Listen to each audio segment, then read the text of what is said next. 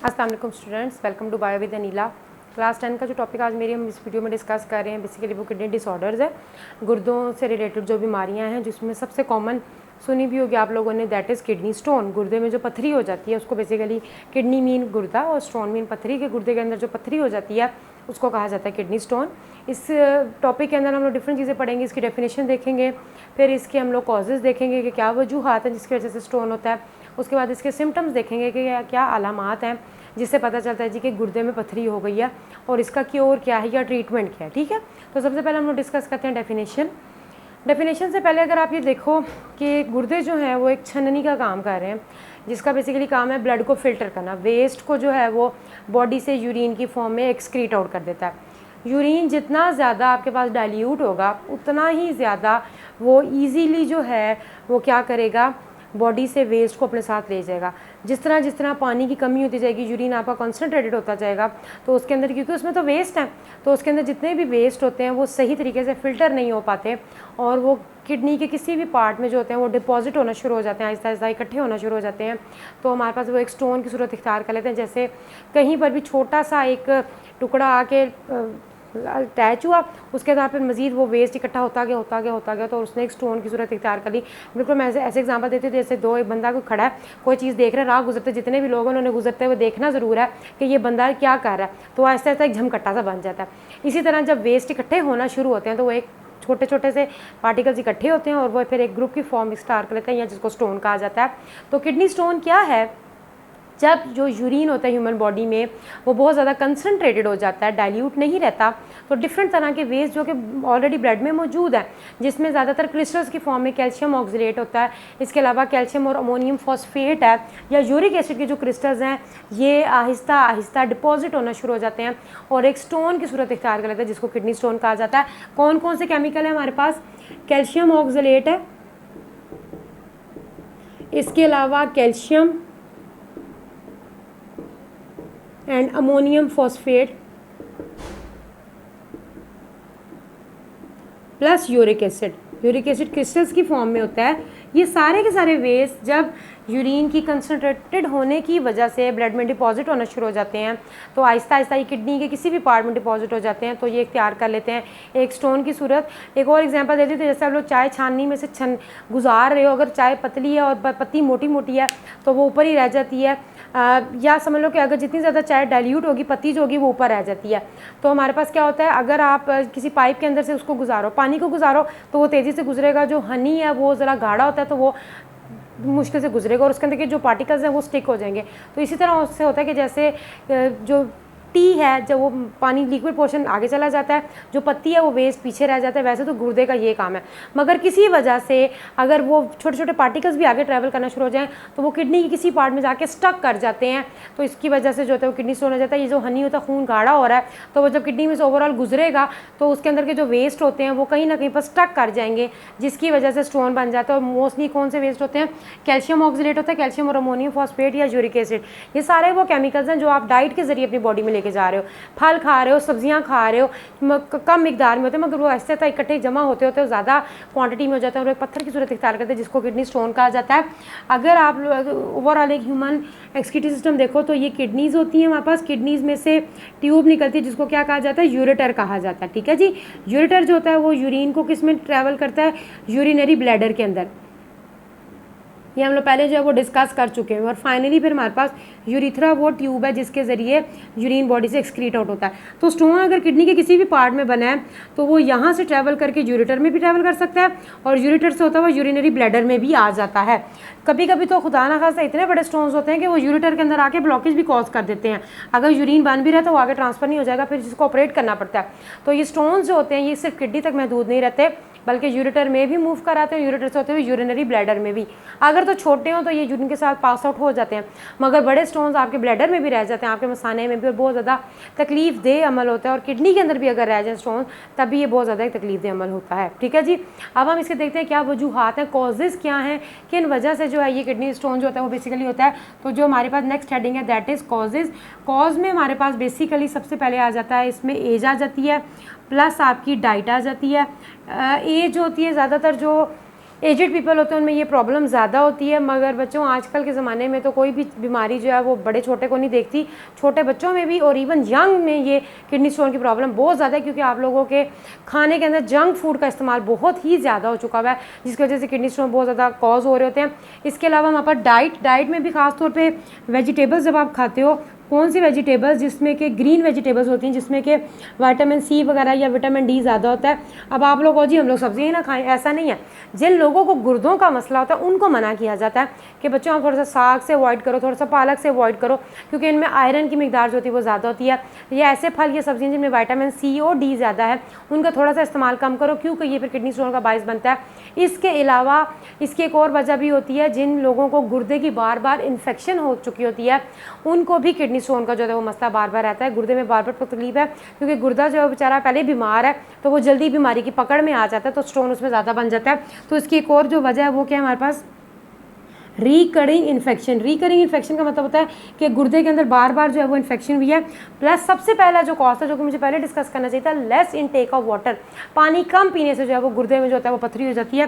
तो जो सबसे पहला इसका बेसिकली जो कॉज है that is less intake of water है, पानी पीना। और जो लोग अल्कोहल का यूज़ करते हैं उसकी अल्कोहल कंजप्शन, अल्कोहल का जो यूज़ है वो भी बहुत बड़ा कॉज है किडनी स्टोन का।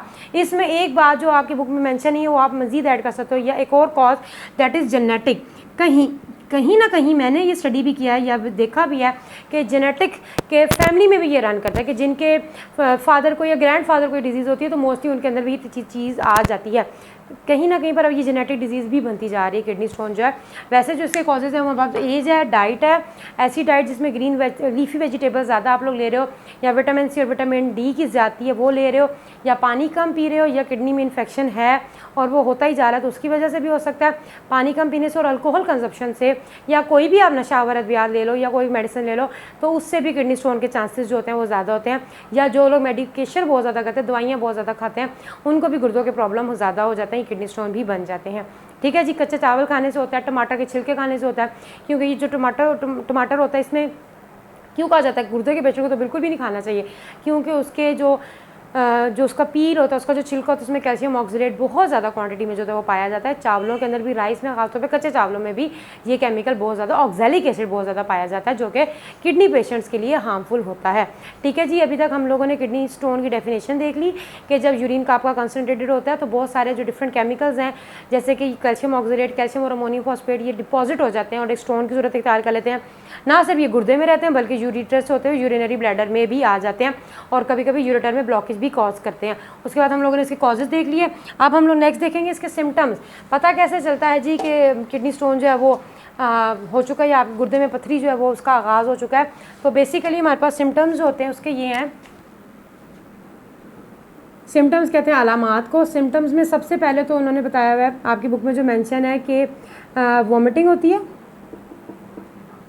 वॉमिट का आना, इसके अलावा abdominal pain, frequent urination,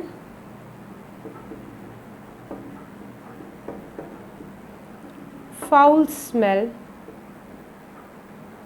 due to pus और ब्लड। ये बेसिकली सिम्टम्स है। पता कैसे चलता है जी गुर्दे में पथरी हो गई है? सबसे पहले तो पेट में बहुत शदीद दर्द होता है। कुछ लोगों को तो पता ही नहीं चलता कि पेट में दर्द हो रही है, कमर में दर्द हो रहा है। पहले भी मैं डिस्कस कर चुकी हूँ अपनी वीडियो में, क्योंकि किडनी स्टोन जो होता है या गुर्दे जो होते हैं आपकी बॉडी की बैक साइड से या डोर्सल साइड से अटैच होते हैं, तो इस वजह से कुछ लोगों को बैक पेन का पता चलता है या उनको लगता है कि कमर में दर्द हो रही थी, असल में उनके गुर्दे में दर्द हो रही होती है। तो सबसे पहले जो है वो बैक पेन या एब्डोमिनल पेन, पेट में दर्द जो होती है, ये अलामत होती है कि शायद खुदा ना खासा गुर्दे में पथरी है। इसके अलावा वॉमिटिंग भी आ जाती है, इसमें दिल ख़राब होता है, नोज़िया बहुत ज़्यादा फील होता है। नोज़िया का मतलब होता है दिल बहुत ज़्यादा ख़राब होता है, वॉमिट आ जाती है। इसके अलावा फ्रीक्वेंट यूरिनेशन, बार बार वॉशरूम जाना या ज़्यादा मिकदार में यूरिन का प्रोड्यूस होना, ये भी एक हमारे पास है।